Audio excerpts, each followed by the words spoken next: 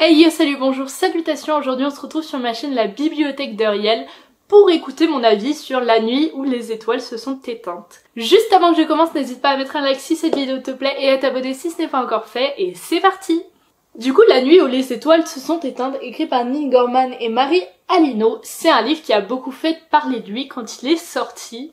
Il a d'ailleurs une suite qui s'appelle Le jour où le soleil ne s'est plus levé. Mais bref, La nuit où les étoiles se sont éteintes, j'en ai entendu parler. Je le voyais tout le temps en librairie et j'osais pas vraiment l'acheter. Parce que moi, quand un livre fait autant parler de lui, je m'attends un peu à être déçue. Parce que bah forcément, du coup, on en a parlé, les gens ont eu des avis très positifs. Du coup, moi je me suis dit, ah, ce livre va être super. Et des fois, quand je le lis, c'est pas aussi bien que ce que j'imaginais.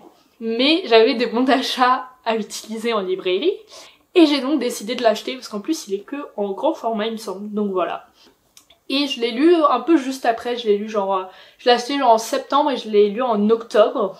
C'est l'histoire, je fais des transitions un peu bidons, mais c'est l'histoire d'un jeune garçon qui s'appelle Finn.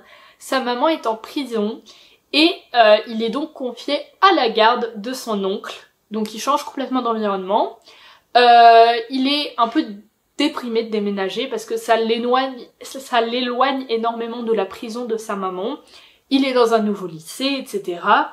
Et dans ce lycée, il va rencontrer des personnages dont je ne me souviens pas trop les noms, mais il y a marqué Kenna, Kurt, Nate et Jagger. Je viens d'ouvrir la page où il y avait pile les 4 noms d'affilée. Il rencontre donc ces 4 personnes et au début, il a aucune envie de faire partie de leur groupe d'amis. Franchement, il est déprimé, il est mal dans sa peau, enfin vous voyez, il a pas envie d'être avec eux. Mais Kenna, c'est une fille très collante et il va donc s'intégrer petit à petit à ce groupe d'amis. Donc on a un peu 2 histoires parallèles. C'est l'intégration de Finn dans sa nouvelle vie et sa mère qui est en prison. C'est un peu ces 2 mondes à lui, ces 2 mondes dans lesquels il vit en même temps. Et du coup, on a un peu ça dans ce livre. Et c'est aussi un livre avec beaucoup de retours dans le temps. Parce que on a du coup ces 5 amis qui partent en road trip. Donc ça c'est le moment qu'on suit au niveau temporel. Et on a au-dessus de ça tous des moments qui s'inscrivent. Donc par exemple leur rencontre, comment leur amitié s'est développée. Donc tout ça qui est avant, mais qui est un peu intercalé entre le road trip. Donc au début c'est un peu compliqué à comprendre parce que t'es en mode on en est où? Mais c'est un très beau roman. J'ai beaucoup aimé le lire. J'ai ressenti pas mal d'émotions, franchement. Certains moments m'ont laissé un peu mal à l'aise. Le personnage de Kenna, j'ai pas accroché. En fait, je la trouvais trop. Je comprends qu'on a voulu faire une fille vraiment excentrique, un peu faux-folle, un peu lourde, etc. Mais pour moi, c'était trop. Des fois, son comportement, il frôlait vraiment le harcèlement sexuel. Du coup, j'ai été assez mal à l'aise vis-à-vis de ce personnage. Le reste de personnages c'était très beau, ça aborde beaucoup de sujets ce livre, notamment l'homosexualité, c'est pas un mensonge, enfin c'est pas un mensonge, c'est pas un secret, mais le personnage de Kenna m'a mis très mal à l'aise. En plus c'était la seule fille de ce groupe de garçons, et du coup on a l'impression qu'elle tente d'en faire plus pour s'interposer un peu dans le groupe. Mais pour moi c'était trop, c'était pas... Quand tu le lis tu te dis bah en fait il y a aucune raison que les autres ils l'acceptent parce qu'elle est chiante tout simplement. Tu vois pas de bon côté en fait, elle est juste chiante et elle met tout le monde mal à l'aise dans le livre. Elle a des comportements qui sont vraiment pas cool. Moi j'ai pas du tout accroché à ce personnage. J'ai beaucoup plus accroché au personnage de Nate qui était je trouve un personnage très profond avec beaucoup de sujets à aborder et qui du coup allait très bien avec le personnage de Finn qui lui aussi est très profond, alors que Kenna pour le coup on la connaît qu'en surface, on n'apprend pas des choses sur elle qui nous font comprendre pourquoi elle pourrait être comme ça, etc. La fille elle est juste chiante quoi, vraiment c'est ça.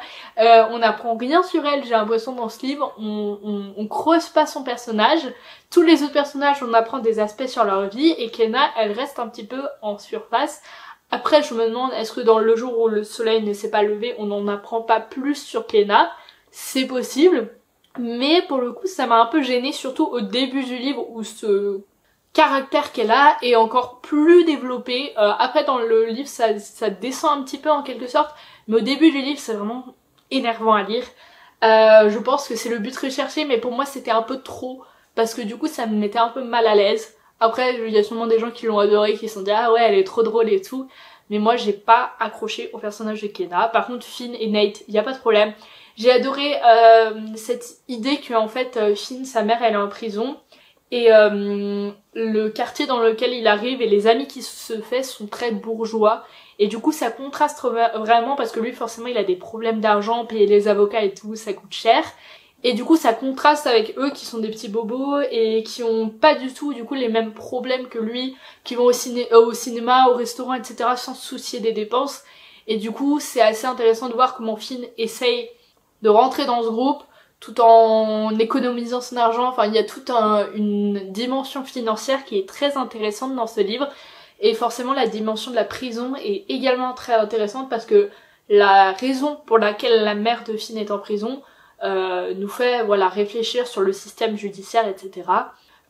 J'ai un peu regretté que cet aspect de la prison soit un peu oublié après un moment. Il se passe un événement et après ça j'ai l'impression qu'on oublie un peu que la mère de Finn était en prison, et du coup ça j'ai un peu regretté, mais ça reste une très bonne lecture. C'est juste que pour moi sur certains sujets, en fait il y avait beaucoup de sujets et du coup certains sujets n'étaient pas assez creusés, on restait trop en surface, alors que s'il y avait eu peut-être un petit peu moins de sujets, on n'est pas obligé de parler de tout dans un livre, et ben on aurait pu avoir des sujets plus creusés. Parce que là, t'avais vraiment l'impression que les autrices, elles avaient envie d'aborder plein de sujets qui leur tenaient à cœur, mais pour moi c'était parfois un peu trop. Ça reste une très bonne lecture, je vous donne les points négatifs parce que je les ai peu vus, vu que c'est un livre qui a très bien marché, j'en ai entendu beaucoup de bien ou beaucoup de mal, genre ah ce livre c'est de la merde, mais je n'en ai pas entendu vraiment un avis plus nuancé, donc voilà mon avis assez nuancé. Ça reste une bonne lecture, j'ai ressenti beaucoup d'émotions, j'ai bien aimé tourner les pages, je lui ai mis je crois 4 sur 5, donc voilà je me suis bien amusée en le lisant, mais pour moi il y a quand même des points négatifs qui sont pas négligeables. Après voilà, j'ai beaucoup aimé ma lecture, le jour où le soleil ne s'est pas levé, ne s'est plus levé, je sais pas si je vais le lire, parce que j'ai peur que ce soit une suite qui a été faite seulement parce que ce livre a eu beaucoup de succès. À voir, parce que des fois il y a des suites qui sont faites pour ça, ou même qui sont pas faites pour ça et qui marchent très bien. Après voilà, j'ai juste peur d'être un peu déçue parce que Jack le livre 1 m'a emballé mais pas non plus au niveau max. J'ai peur que ça me laisse un peu un goût amer à la fin. À voir. Franchement je pense que si je le trouve peut-être en occasion, bah je vais l'acheter et je serai sûrement heureuse de redécouvrir ces personnages. Mais sinon je pense pas que je vais aller particulièrement le chercher dans une librairie. C'est toujours un peu comme ça quand un livre m'a plu, mais sans plus. Après franchement j'ai du mal à croire que je vais être plus agréablement surprise que ça dans ce tome 2. Je sais pas pourquoi, c'est juste un feeling. Pourtant le style des autrices était vraiment très chouette. C'est-à-dire que ça se lit bien, mais t'as quand même bien les émotions, parce que des fois quand ça se lit bien, t'as tendance à tourner les pages, mais à pas ressentir grand chose. Là on avait quand même beaucoup d'émotions. Donc c'était un bon style, mais je sais pas, il y a un petit truc en moi qui a pas totalement accroché. Et voilà, c'était mon avis sur ce livre. Bon, quand même je vous le conseille bien, hein. C'est un beau livre, ça aborde des sujets intéressants, mais voilà, avec de petits défauts qui sont présents comme dans presque tous les livres d'ailleurs. Donc voilà, c'était mon avis sur la nuit où les étoiles se sont éteintes. Si cette vidéo t'a plu, n'hésite pas à mettre un like, à commenter et à t'abonner à ma chaîne YouTube. Toi, est-ce que tu as lu ce livre? Si oui, est-ce qu'il t'a plu? Sinon, pourquoi il ne t'a pas plu? Et voilà.